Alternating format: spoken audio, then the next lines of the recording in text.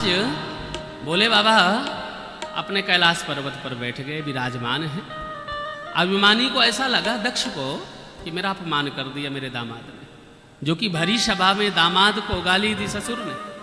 लेकिन अभिमान का प्रतीक देखिए, अभिमान के प्रभाव के कारण इतना सब कुछ कह सुन लिया, लेकिन अभी शांति नहीं। दूसरा यज्ञ कराया।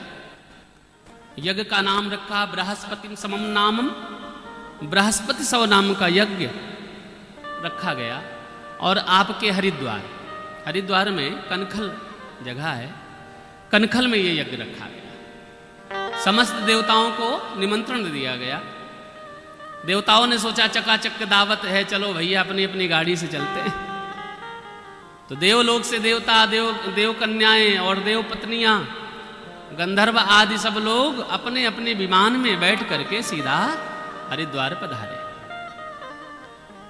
बड़ी समस्या होती समाज में, पता चल जाए कि आपस में थोड़ी सी खटपट है तो तीसरा आदमी आनंद लेने आ जाता है। बोलो राधे राधे। यही समस्या देवताओं के बीच में रही। देवताओं को पता कि भोले बाबा की और ससुर साहब की, दामाद जी की बनती नहीं है, क्योंकि सभा में सब देवता थे।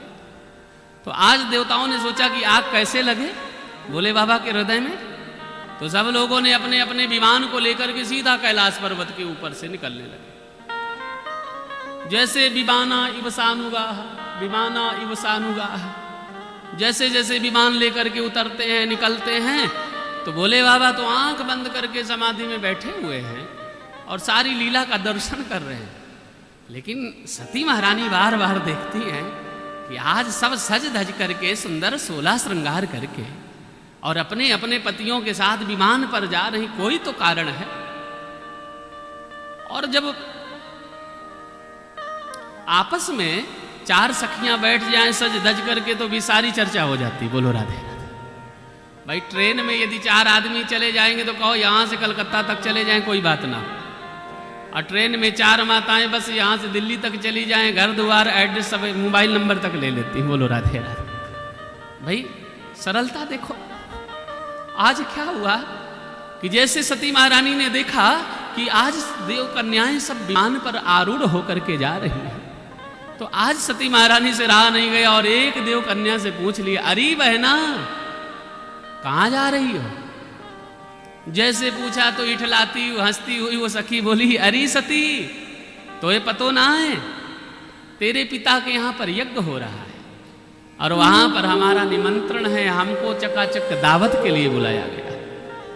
सती महारानी ने सोचा, अरे राम राम राम, मेरे पिता के यहां यज्ञ और मुझे नहीं पता। सती महारानी के मन में ऐसा भाव जगा कि शायद निमंत्रण आया होगा, लेकिन भोले बाबा तो हमेशा समाधि में बैठे रहते हैं ना, इसलिए हो सकता है कि भोले बाबा के पास निमंत्रण आया हो। आंख खुले तो हम पूछें। जैसे भोले बाबा धीरे से आंख खोल के देख लेते हैं कि सती के मन में अब झटपटाहट है। भोले बाबा ने समाधि खोली, सती महारानी ने चरणों को प्रणाम किया। और कितनी चतुर है, दक्ष मने चतुर। तो दक्ष मने चतुर की बेटी चतुरी होंगी। तो आज सती महारानी ने भोले बाबा के श्री चरणों में प्रणाम किया। और प्रणाम करके देखो, सुखदेव जी महाराज कहते वर्णन कि कैसे प्रस्तुति करी। कहना तो ये चाहिए था कि मेरे पिता दक्ष हरिद्वार में यज्ञ कर रहे हैं, लेकिन भाषा शैली बदल गई सती महारानी की।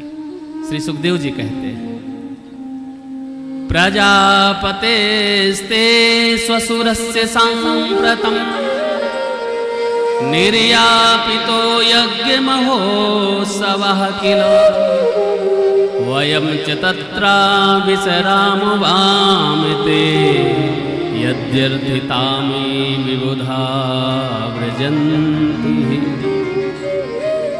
प्रजापतिस्ते स्वसुरस्य सांप्रतम्।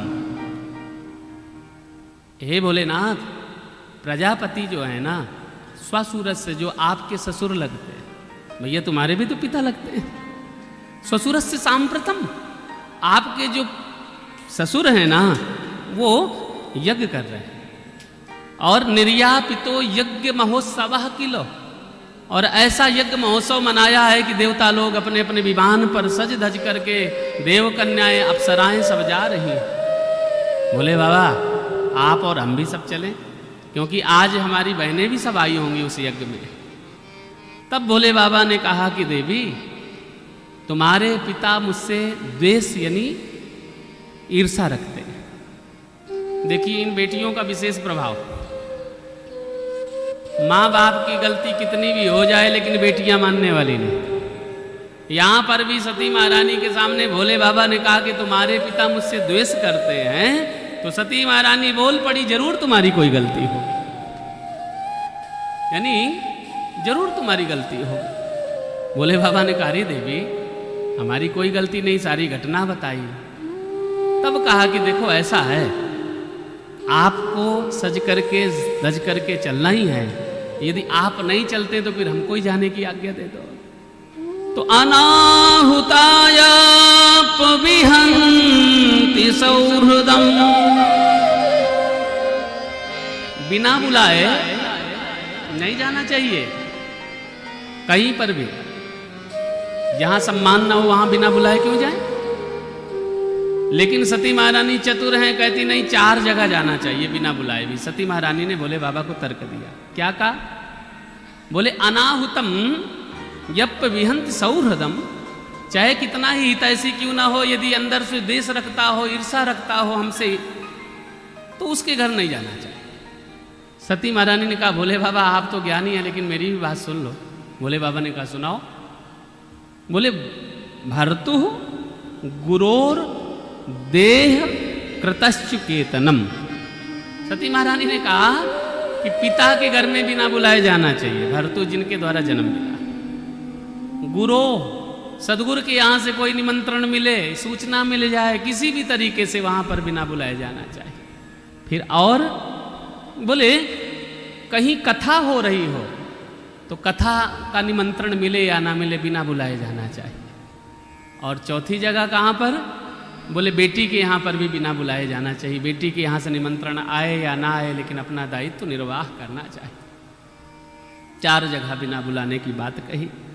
शंकर बाबा ने कहा, शंकर भोले बाबा ने कहा अरे देवी जैसी तुम्हारी इच्छा, लेकिन हमें ये पता है कि वहाँ जाने से आपका सम्मान होगा नहीं।